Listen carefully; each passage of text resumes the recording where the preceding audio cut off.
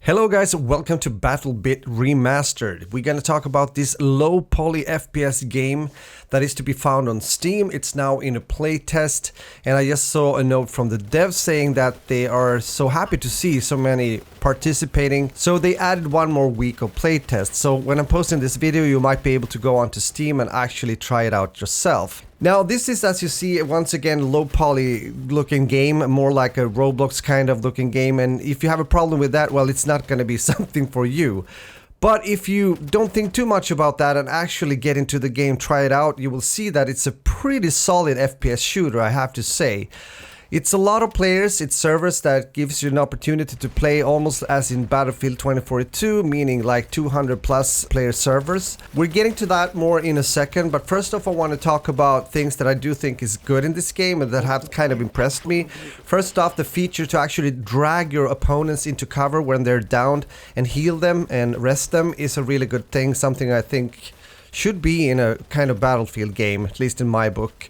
I also have to say that it's overall good performance. Of course, also thanks to or due to the low poly graphics. They've been doing a lot of updates already in the game, and I think they are able to do that also due to the low poly, which also works, of course, very well if you have like a low-end PC. You will therefore also have good performance, and I think that will definitely attract a lot of players into the game.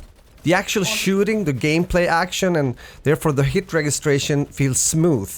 So much better than a AAA game I just played with the similar kind of gameplay, not mentioning names right now, I think you know what it is.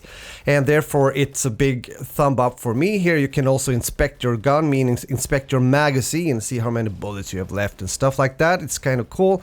Climbing, vehicles in the game, and of course also a rank up system and leaderboards that seems to work well.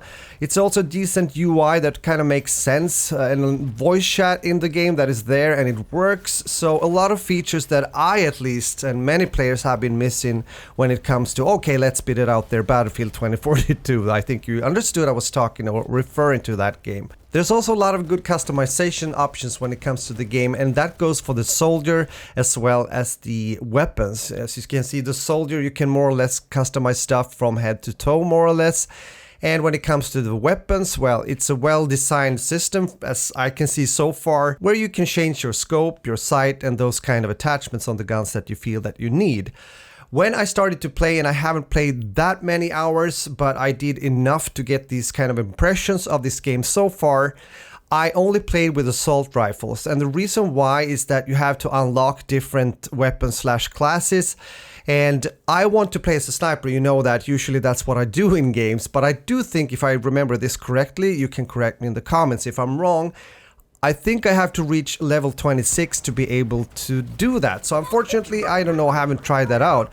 But I played with the M4 and the AK and everything, and yeah, the gameplay once again feels really good when it comes to the actual FPS performance, which is of course essential since we're talking about a shooter. We also need to talk about a few things that I don't like so much in the game.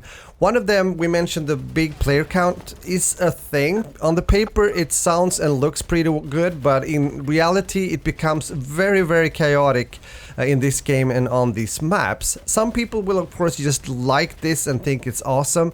For me it becomes very weird sometimes. It's hard to have any structure in your gameplay or your routes on the maps. And it's really hard to just do a normal kind of flank. I'm not saying that it's a necessary thing in the actual game, but I think you know what I mean when I take that as an example. So maybe they should think about an option when it comes to also having a lower player count server or something, maybe down to 64. I don't know. I would like to try that though and see how it feels. Because sometimes less is more. Talking about more, I would like to have more distinct differences when it comes to the visual aspects of the teams.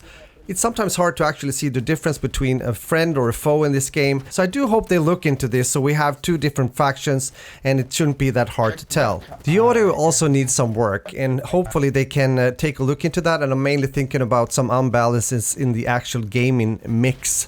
the gameplay mix. But besides that, once again, this is an interesting experience and I hope you take the time to actually check out the game. It will soon also go into early access, haven't seen a date though, and it's gonna be there for quite some time. I've heard that they've been talking about a year or two. But I do think this game can actually become a hit. It works well also for low-end PCs, and if they bring good content on a regular basis into the game, well, what do you say guys? Can it work? I do think so. Thanks for watching and take care guys. Later. What? No.